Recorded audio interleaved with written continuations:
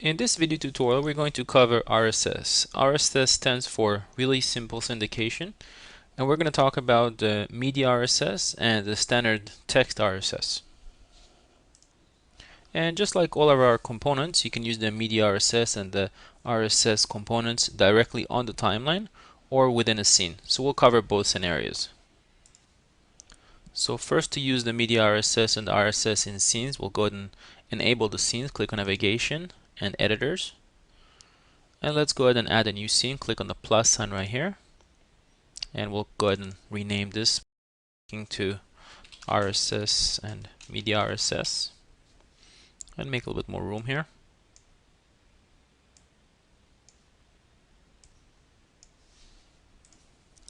Now, as you can see over here under the components, we have the RSS news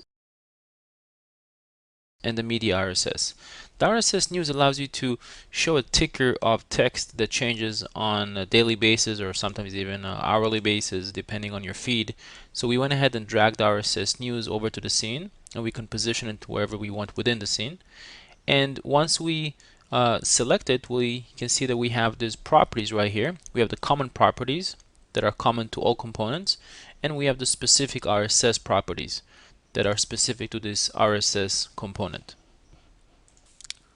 So first, I'll go ahead and just change the background here so we can see contrast better with our RSS components. So I'll click on the background and go to common, and I'll go ahead and set a gradient background.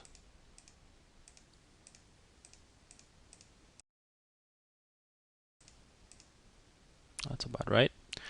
And now for my RSS, let's go ahead and review some of the properties that we can change. And we'll go ahead and switch to the RSS tab. And to change the source of the RSS feed, we have a drop down right here. And let's go ahead and switch to business. So now we're looking at business news. And this is set to vertical scroll. So if we click on play, you can see that it's scrolling vertically. We can stop it and change it to horizontal. And now we have a horizontal scroll. We can also change the speed of the scroll right here. So now it's running much faster. There are also other properties you can change, like the font. So we'll go ahead and pick a different font style. And we can also change the font size and the color of the font. And again, click on play to review it.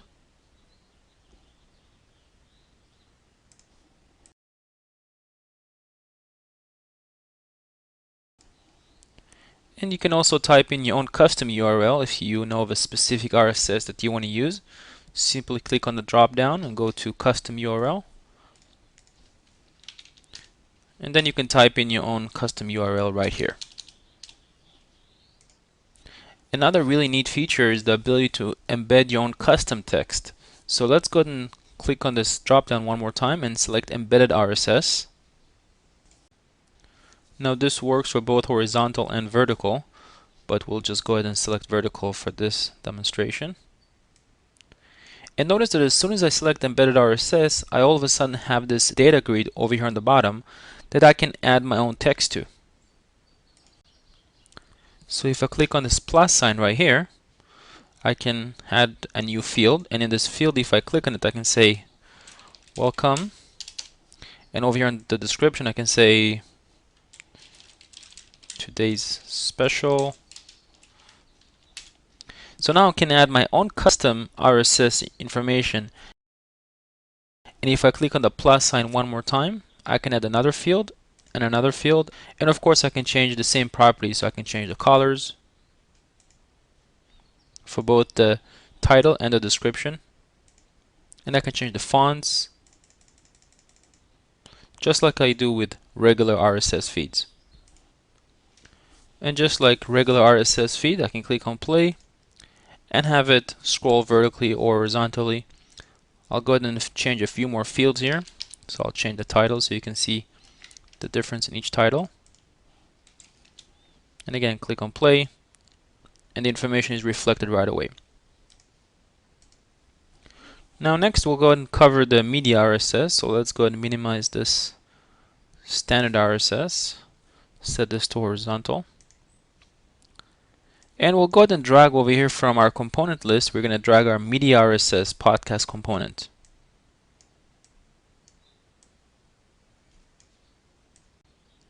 Now, just like the RSS component, we have this RSS property right here. And you can see right here we can select the feed, the news feed, or other different feeds that we have available for you. So we'll go ahead and select politics. And you can see as soon as we select it, it's going to start loading up the feed. And the nice thing about Media RSS is that Media RSS is built from a whole bunch of videos that are going to display one after the other in a sequential order. However, our system is smart enough to actually randomize the order to keep the content more fresh. And this content normally changes on a daily basis, so you always have new videos playing in your Media RSS component. And as you can see, right now we have our media podcast running. And of course we can resize it or move it around just like we do with any other component within a scene. Change the layout.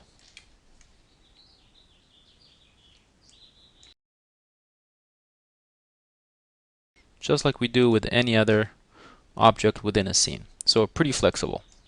Then we can click on the play and watch it go with our RSS on top. And one of the advantages of using the Media RSS is because this is a built-in component, it takes advantage of our caching engine. So all the videos get cached in your local hard drive in the player. If the internet goes down, there's no interruption in service. The system will continue to play the videos, and when the system comes back online, if there are new Media RSS videos to display, the system will go ahead and download these videos and cache them. So again, it's pretty transparent to you. Our system completely takes care of all the caching mechanism with this Media RSS, and the regular RSS component also works in the same fashion. So next we're going to cover putting the Media RSS and the RSS not within a scene but directly on the timeline. So let's go ahead and switch to our campaign. And I'll go ahead and make a little bit more room here. And as you can see right now we have a bunch of RSS and Media RSS components directly on the timeline. So let me go ahead and demonstrate how this is done.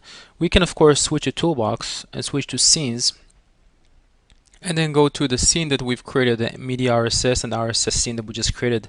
Drag and drop that on the timeline and put the scene directly on the timeline. If we double click on it and review it, this is the same scene that we created earlier. So of course that's one option. But another option is actually to go to the components and then simply drag and drop the RSS news and the Media RSS to the timeline directly. So now the RSS news and the Media RSS will occupy the full size of the screen division. Now if you double click on any of these components, you'll see that you'll get the same properties that we covered earlier, as well as the Media RSS. You have all the same properties as well. Next we'll cover a feature that's not part of the Media RSS component, but that does affect it. So right now this Media RSS component resides on channel 1, on my first channel. So if we click on this channel properties on my first channel to load up the channel properties, you'll see that we have this respect content length, and by default this option is checked on.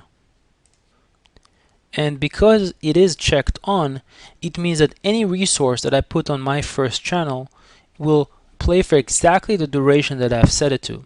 So if I put this RSS news to play for about 10 seconds and I put the Media RSS to play for about 20 seconds, that's exactly what these components are going to play for.